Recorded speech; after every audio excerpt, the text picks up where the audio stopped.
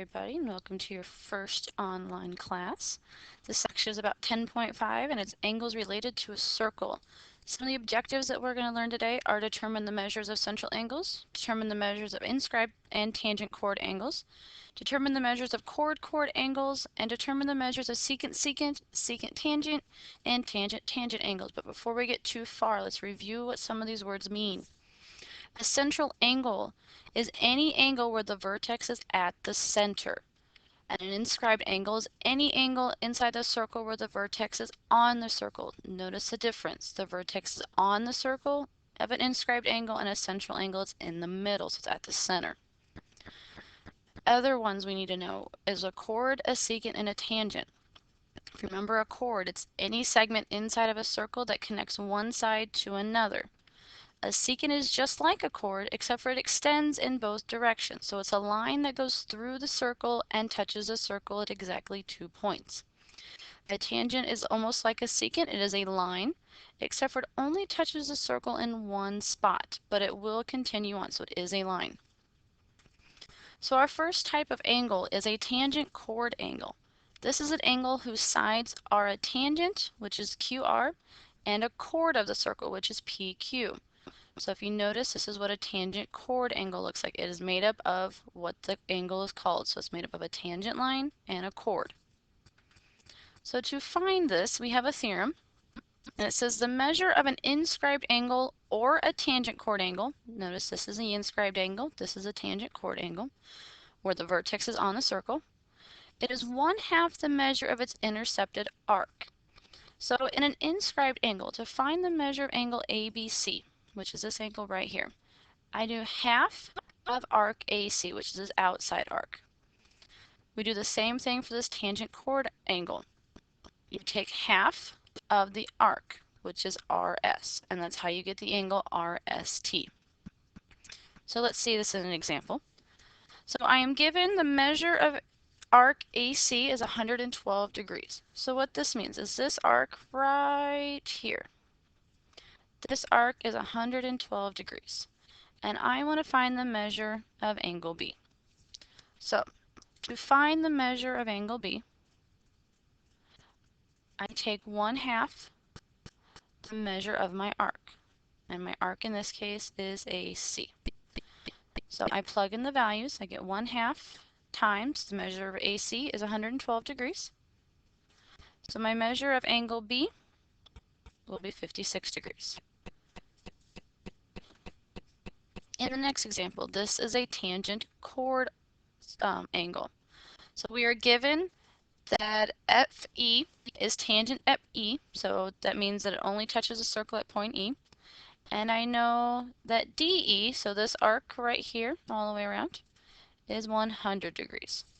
And I want to find the measure of angle DEF, so that is this angle right here. So to find the measure of angle DEF, I take half the measure of my arc, which is the measure of arc DE. So in this case, this is 1/2 of 100. So the measure of angle DEF would be 50 degrees. The next kind of angle relationship is a chord angle. What this is an angle formed by two chords that intersect inside of a circle but not at the center. So the center here is O, but my two chords, DE and CF, intersect at point P. So this angle right here, CPD, is a chord angle. Since these two angles right here are vertical, this angle EPF is also a chord angle. And you're going to find that measure by taking 1/2 the sum of the measures of the arcs intercepted by my chords, the chord angle, and its vertical angle. So what that means in terms of this circle is to find this angle CPD, I'm going to take 1/2 the measures of arc CD, which is the arc created by this angle, and I'm going to add it to the measure of EF, which is the arc created by the other angle. So I'm going to add those two together and times it by 1/2. So let's see an example of this. We are given that the measure of arc AB, which is this top angle up here, is 73 degrees. We are also given that down here the measure of arc DC is 65 degrees. So to find the measure of angle ASB, so the measure of angle ASB, which is this angle right here, I'm going to take 1/2 the measure of arc AB plus the measure of arc CD. So if I plug in the numbers, I do 1/2 times the sum of measure of AB, which was 73, plus the measure CD, which was 65. So I do 1/2 times the measure of 138, and that gives me 69 degrees. So that means my answer, so the measure of angle ASB is going to be 69 degrees. The last bit of angles are angles where the vertex are outside the circle. So in this case, we have a secant-secant angle. So our angle is formed by two secant lines. We also have a secant-tangent angle where it's formed by one secant line and a tangent line. And then we also have a tangent-tangent angle where both sides are made up of tangent lines. So to see how these work, on all of these we have a theorem that says the measure of a secant-secant angle, a secant-tangent angle, or a tangent-tangent angle where the vertex is outside the circle, is 1/2 the difference of the measures of the intercepted arcs. So in this secant-secant angle, so my angle is V, to find that measure, I'm going to take 1/2 of the difference of my arc SY and TV. So I'm going to subtract those two measures and times by 1/2.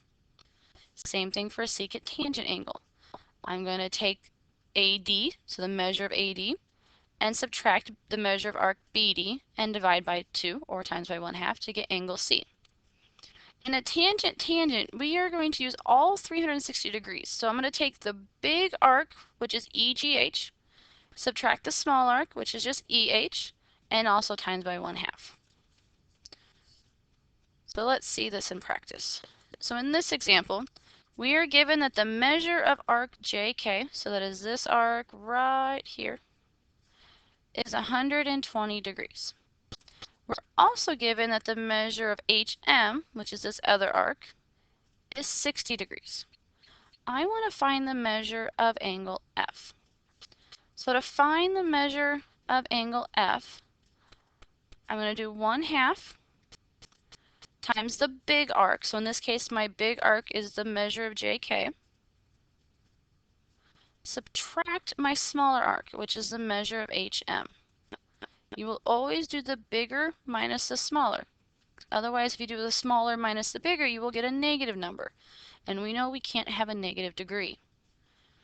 So I'm going to fill in my numbers. The measure of JK is 120 degrees. And I'm going to subtract the measure of HM, which is 60 degrees. So I get 1/2 times 60, which is 30 degrees. So the measure of angle F is going to be 30 degrees. So remember, you take the big arc minus the small arc and times by 1/2. So let's do another example. This one I'm going to do part of the way, and then I want you to finish it and bring it into class tomorrow. So for this one, we are given that the measure of arc AC is 80 degrees. So this arc right here is 80 degrees. We're also given that DC, which is this arc down here, is equal to 120 degrees. And I want to find the measure of angle B. Now if we go back to example 4, we were given the two arcs that went with this angle. In this case, we're not given the arc DA, but we can find it.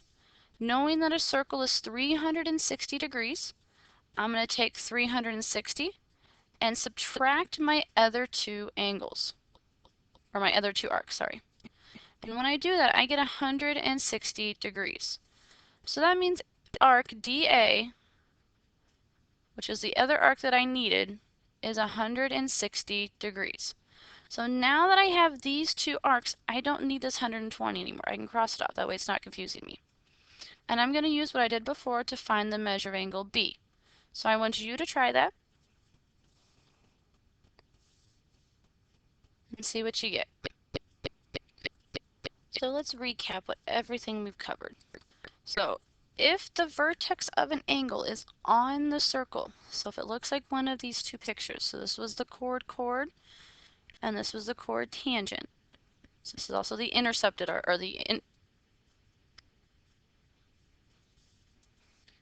so either the inscribed angle or the chord tangent angle. To find that angle, you take 1/2 the measure of the arc that's inside the angle.